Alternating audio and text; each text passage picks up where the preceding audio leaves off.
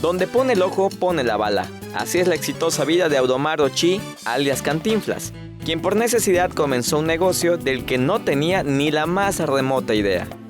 Desde joven tuvo varios oficios. Ser panadero fue el peor y mejor al mismo tiempo, pues por su mala racha en ese negocio decidió emprender uno nuevo. Sacaba yo pan dulce en un triciclo, voy vendiendo en la calle. Lo veo que no busco mi vida, no busco mi esquina con mis hijos. Y ya va mal, no vendo, hay días que vendo, hay días que no vendo. Pues uno de mis hermanos de San Antonio Xulucho me dice, canal, ¿por qué no vendes salbutes? Diario a las 4 de la mañana se iba al mercado en el sur de Mérida para observar cómo se elaboran los salbutes. Aprendió bien, pues estuvo en 9 lugares diferentes y en todos es un éxito. Pues a palabras de sus clientes, sus productos están bien servidos, están ricos y baratos.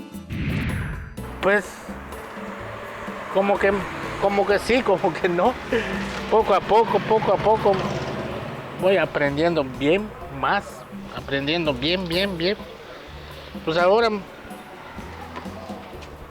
dos de mis hijos eso hacen. Sí, hay uno que tiene local por aquí en las 52. Hay uno que aquí en Desuesadero.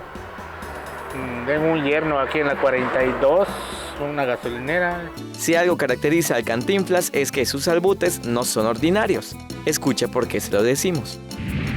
Esto, la que vendo yo, no, son 2 tortillitas. Por eso se le pone el ingrediente en medio, lo tapan, lo vuelven a aplastar. Una tortilla, le ponen la chicharra y lo vuelven a poner otro encima. Okay. Y van amontonando, después van aplastando.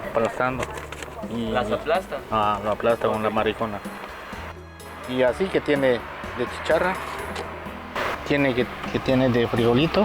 Ahora vive más tranquilo por estar cerca de su casa y no tener que caminar tanto. Pues como dicen, no son lo mismo los 3 mosqueteros que muchos años después.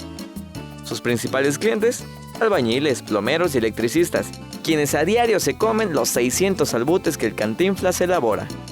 Con imágenes de Carlos Pacheco, César Gómez, Teleyucatán te informa. Teleyucatán te informa, de lunes a viernes, 3 de la tarde, con Libden Ojeda.